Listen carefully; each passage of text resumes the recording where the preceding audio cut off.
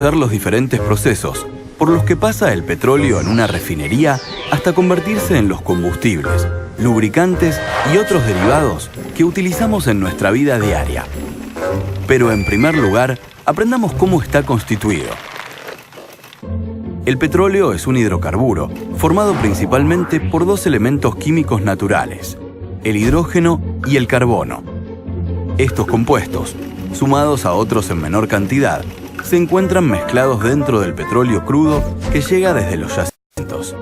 Para utilizarlos, previamente es necesario separarlos. El crudo se calienta en el horno hasta alcanzar la temperatura de destilación.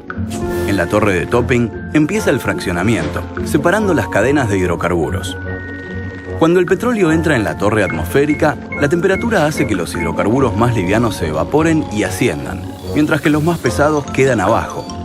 Al ascender, los vapores se van enfriando y cuando entran en contacto con las bandejas pasan de nuevo al estado líquido.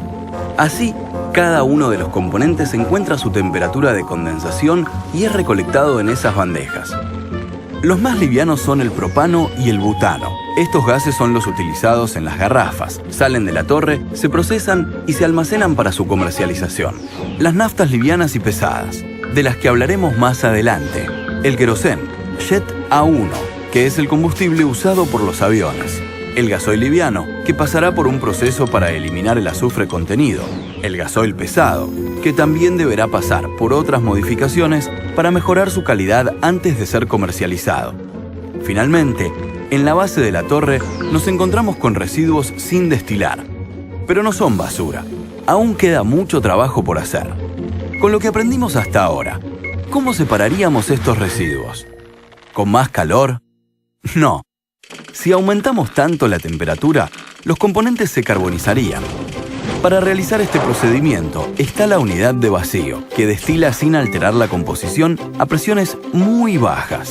Acá, las sustancias se evaporan a una temperatura menor y no se degradan. De esta manera obtenemos nuevos componentes, gasoil liviano y pesado, que son enviados a un tratamiento para su comercialización posterior, además de un residuo pesado y muy viscoso. ¿Ya no se puede hacer nada más? Claro que sí. El proceso continúa para obtener más derivados. Este residuo está formado por cadenas de hidrocarburos largas y pesadas, que deben ser rotas en partes más pequeñas para usarlas. Aquí entra en función la unidad de craqueo térmico o coque. En este equipo el producto se calienta a 500 grados y pasa a las cámaras de reacción. Los componentes pesados se rompen y forman componentes más livianos.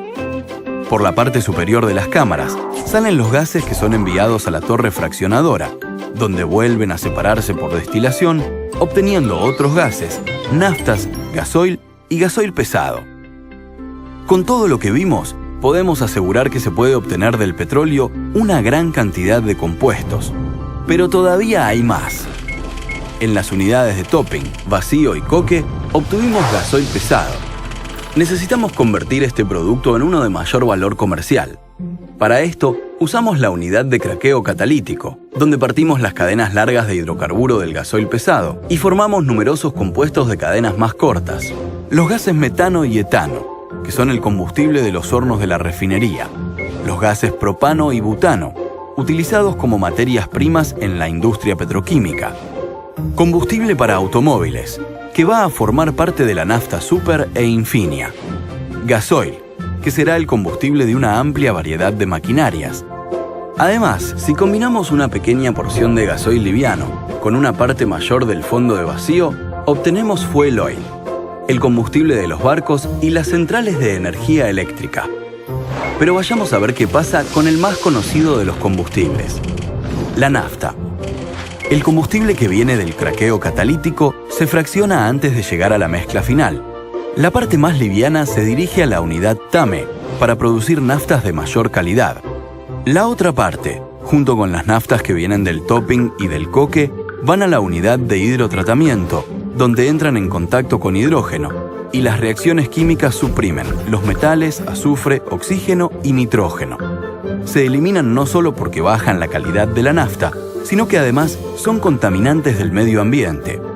Ahora, sin estos elementos, la nafta será mejorada y se incrementará su calidad modificando las cadenas de moléculas.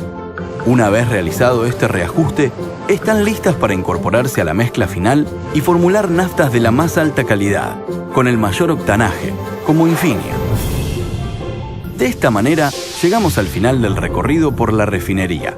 Ahora conocemos cómo y de dónde proceden los combustibles y derivados